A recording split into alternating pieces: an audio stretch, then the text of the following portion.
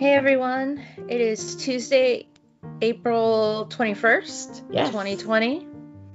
Our 269th day of April. staying at home. Is it still April?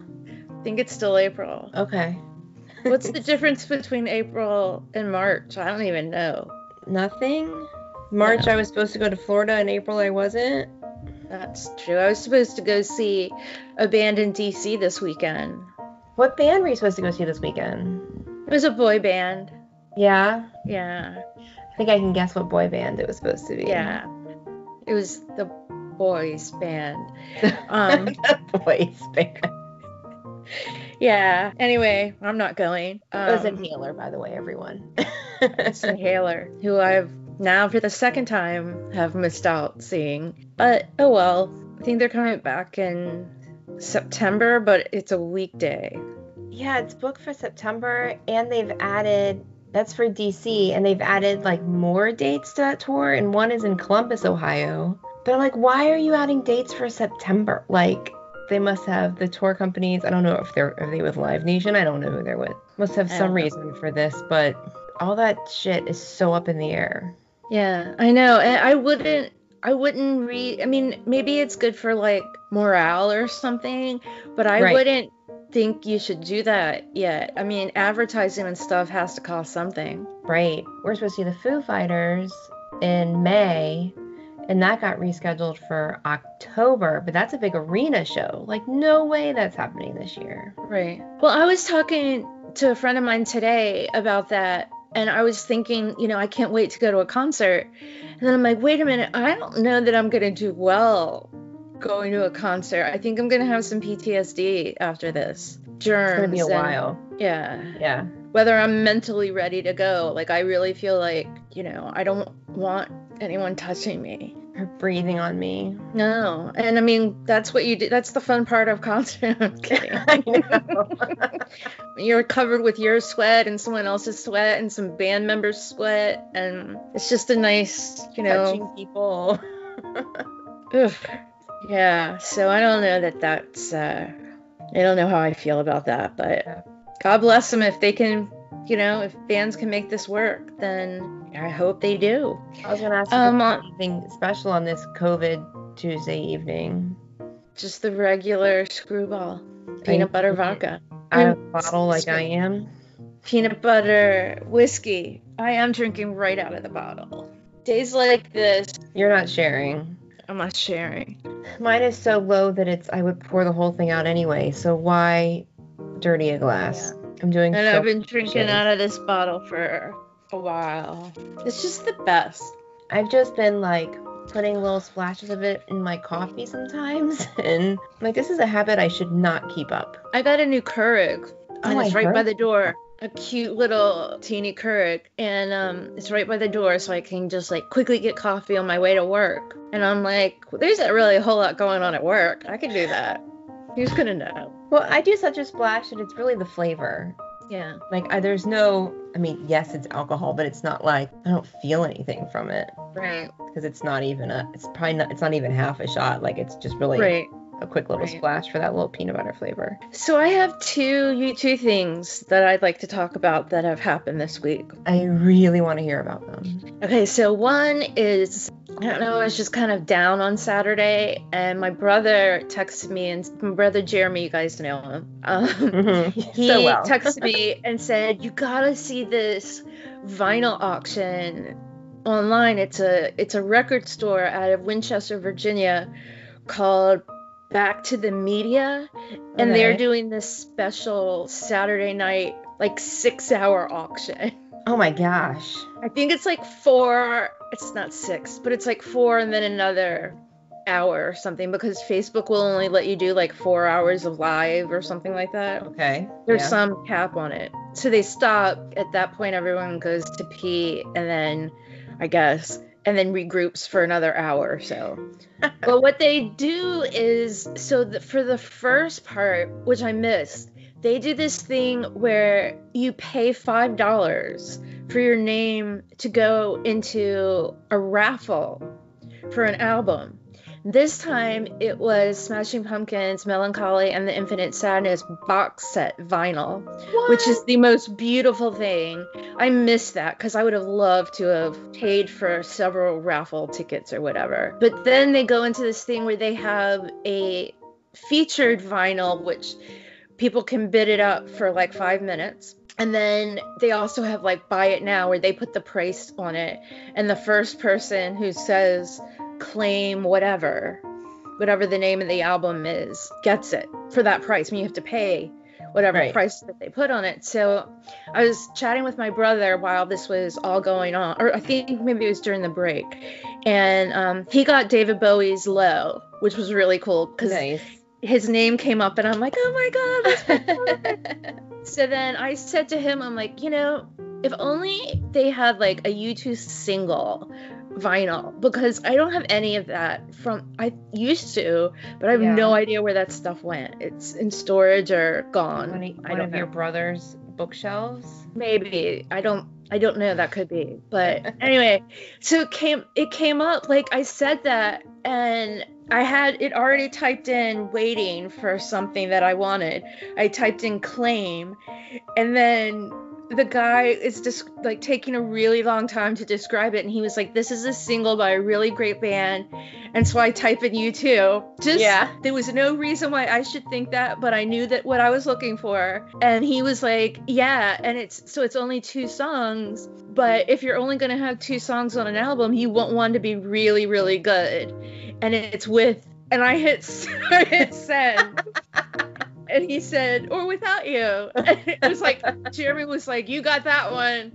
So, I mean, I had it in way before anybody else. And thank God it was U2. If he had said with something else, I would have felt like a big idiot. Yeah. So I got that one. And then I told Jeremy I wanted that, and I wanted Sting or the Police albums. And maybe like 10 albums later, it was Sting's Nothing Like the Sun. And so it was just like, I had the perfect, so I won both of those. I was the first one to claim both of those. The U2 one was just, I mean, I planned that out. So I had an unfair advantage, I think, just because I knew what I was looking for and what I was listening out for. Anyway, it is amazing. Even if you don't bid on anything, it's like every album they put up, like my heart races, like what's next? And I had no intention at it. Yeah, it's probably all saved on their website. You can probably watch it all now. But it was so exciting, and it made me just watching each album. It's like, that saying from that line from Almost Famous where, if you're lonely, go to the record store and see your friends or whatever. And that's what I felt like I'm all alone, and then I'm like, no, I'm not. I have all my friends. Facebook. Yeah, it was really cool, and I don't know, it made my week. My other U2 thing was that I was getting in my car to go home yesterday, and I got a text from our friend Kip, who we have like a whole entire episode on, and he was like, I'm listening to, and I don't remember what episode, and I'm like, oh, I should tell him. I'm like, well, there is kind of an episode where we talk about you. And he was like, oh, what is it? And I told him, and as soon as I said it, I'm like, oh crap, now he's gonna listen to it. Yeah, I went back and listened to it, and it very specifically says, I'm going to call him out on it because it's not like he's going to listen to it anyway. Exactly. It's the reunion episode. It's the reunion episode where we laugh and laugh and laugh. And then I didn't hear back from him. I'm like, oh God, what do you think? And then I didn't hear back from him for like hours. And I'm like, are we okay? Are you okay? Are you sure you're not offended? Oh God, what did I do? And he was like, I came home and I took a nap. You listened to it and then took a nap, and he's like, yeah. And I'm like, so we're good. And he was like, oh my God, we're so good. It was like the best. He said it was so funny. Yeah. Anyway, I love Kip, and I would never say anything to hurt his feelings. So if you listen to that and you think we're being harsh, you're really not. We love him. It's all good. We do love him. Yeah. So I had a U2 thing, and I've been racking my brain because it happened the other day. and I was like, oh, I have to remember this is my U2 thing. And then I forgot until like 30 seconds ago. You remembered it? I did. I remembered it. Yay! So I was in the car. It was actually yesterday, and I don't drive anywhere. Like maybe once every 2 weeks or something, I drive somewhere, so I don't have these car experiences. I'm in the car, and I'm like, ooh, I bet you Octum Baby is in the CD player, because our podcast project is how I'm using my CD player in my car, just whatever our current research is. And so I go to the CD and I go on, and it was Rattle and Hum, and it started with Helter Skelter, and it was such a surprise, and I rolled down my windows and I sang really loud, and I was really happy. The liveness of it, like with the Helter Skelter, and it's so much energy. I really needed that. The little things that make our days in these times are amazing. It's like stuff that I wouldn't even have given a crap about before, and it just makes my day.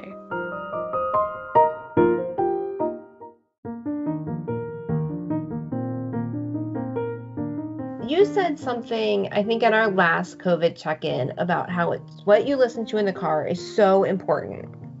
And I mentioned how, like, I'm just not really driving now, but I walk the dog all the time, and I'm always listening to podcasts, and I'm never listening to music unless it's, like, the research for our next episode. I was like, I really took that to heart. And the next time I went out to walk the dog, I was like, fuck the podcast rules. I have some songs I need to hear. And I listened to Love is Bigger and 13, and I came home and I was so happy. Like, I felt like I just had some really big hugs. And I bet you anyone who saw me on the street, I was just like smiling. I felt like I was high on something. Like, oh my gosh, it was so joyous. After you told me that, I was in my car and I didn't intentionally listen to Love is Bigger, but I also didn't do anything to prevent it from shuffling up. Yeah. In my car, and it came on, and also Summer of Love. Yeah. Both of those came on close together, and they made me happy. But I'd already heard your story before, so it was kind of like I was reenacting your story. You knew it was okay. Yeah. Well, I feel like we decided to only listen to the albums in order so that we can truly experience the growth of the band.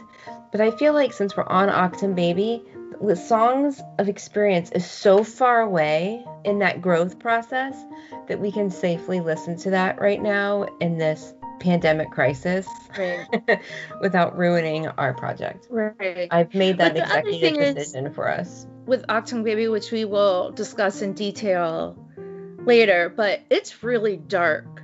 Yes. And you need to, not that songs of experiences and it's dark too, but in a different kind of way. And I just felt like when I heard that, when you said you listened to it, and then when I heard the song, I felt like I don't need more darkness right now. And especially the more you go in that album, the darker it gets. Right. But and also right now, and I am sure friends, fans, and listeners, you can understand this. We all just want hugs from the people we know now. Yes. And if we're...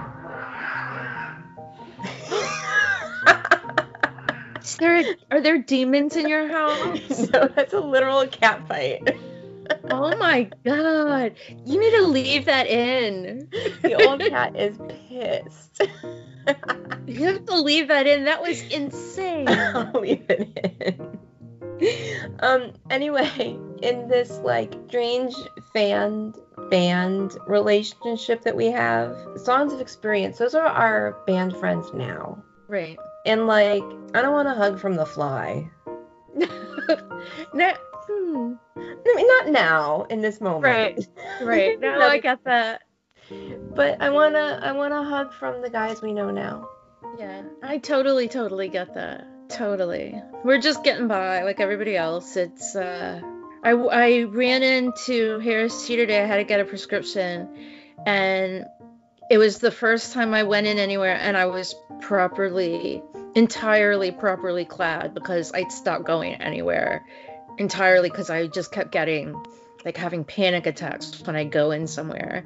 And I shouldn't be doing that anyway, but I walked into Harris Teeter to get my prescription, and I had a mask and I had gloves on, a breathable mask, because the last one I wore was a really nice fancy mask and I couldn't breathe and I thought I was going to die. Anyway, I felt very safe and secure with where I was, but I'm like walking around the grocery store seeing all these people wearing masks, like almost everyone was wearing a mask, which, yeah, good for them.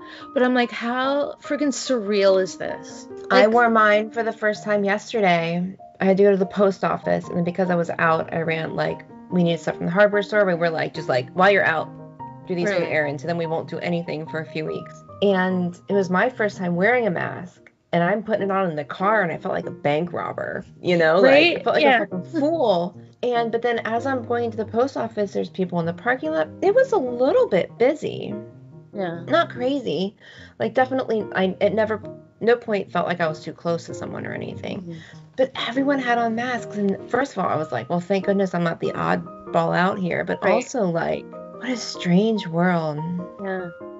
And then I try and open my phone, and it doesn't recognize my face. With the Face ID doesn't work. And then I don't have any, like, downward peripheral vision. Right. I feel like I can't see anything. It's going to take some getting used to. My mask, I don't know what is wrong with the dimensions of my face, but something is, because I wear my mask and it keeps going up. So it's like the mask is in my eyes, but it's still under my chin too. So I don't know what's wrong with me. Like the folds are coming out. Yeah. Yeah, I think people wearing stuff funny. One guy had it like up over his chin, so it was just like his mouth and his nose, and like his beard was hanging out. I don't know. I will say my mask, my mom made it, and on the outside is like trees and campers, and the inside is lemons, so I wear it inside out. my I want the lemons on the outside. My coworker came in the other day, and she was like, a friend of mine made me a mask. I'm like, oh, let me see, and it had lemons on it. And I'm like, what the crap? I need that mask. Anyway, I felt very secure. I felt very good about being in Harris Teeter. Like, I felt like everybody was really respectful of distance, and it wasn't very crowded. I mean, I'm used to going a little after 5, like after work, and it slammed in there. And it wasn't. It was a steady flow of people, but it wasn't like it is on a regular day. At a little after 5. But I mean, I kind of almost wanted to like take a picture or something. Like, if you had asked me in February if I would believe, you know, if you showed me a picture of my day today in February, I would have laughed in your face. We were together March. It was first weekend in March. Yes. It was the week before everything went to hell. It's crazy. It's like somebody posted this thing about some guy that was like in a coma for 40 years or something. And they said to him, you know, we're so honored to, when he woke up, they were like, we're so honored to be around you. You're a veteran of World War I. And he's like, World War what? Because it wasn't called World War I until World War II. And anyway, I just kind of feel like that's, if you just woke up right now, that's kind of how, you know, it would feel. Wait, what? Yeah, I keep thinking about that. It was like a meme or something somebody put, and it just really struck me. This was a long time ago. This was like more than a year ago. Like, and it just stuck in my head. Like, you wouldn't, I mean, they didn't call it that, and he just slept through what it probably felt like 2 World War, you know? Yeah. And anyway. Oh my God. Story. Oh, the times. Indeed. Well, anyway, we're doing well. We hope you're all doing well. Check in. We do have one listener who has been struggling with her health, and I've been checking in on her. Julie, we've been checking in on you. You know, she's at home recovering, but it's been a long time. She hasn't been in the hospital at all, but. Well, my heart goes out to Julie because this sounds like it's just awful. Yeah, she just said it's exhausting.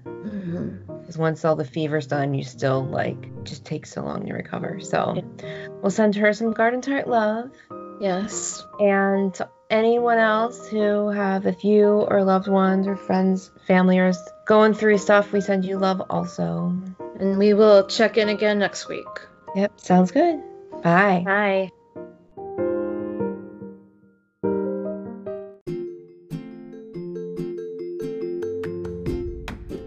Hey there, listeners. If you're a U2 fan, you are more than likely aware of the work that Bono has done and continues to do in Africa. It's amazing work, and the exciting thing is you can get involved too. There are 2 simple ways. 1. Go to one.org and sign up to fight against extreme poverty. 2. Visit red.org to shop. What? Shopping helps? It sure does. By purchasing Red branded products, you are contributing to the Global Fund, which supports HIV/AIDS grants in many African countries. As your man says, where you live should not decide whether you live or whether you die. So head on over to one.org and red.org to join the Garden Tarts in doing our part to end AIDS.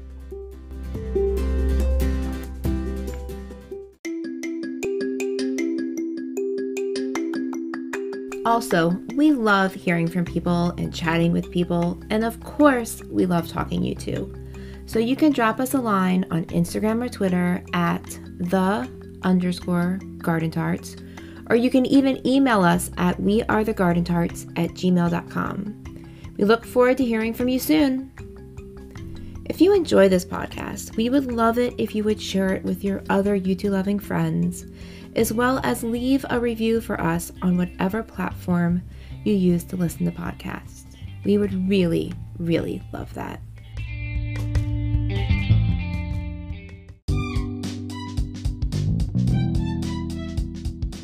May your music be loud and your whiskey be strong. Until next time, cheers.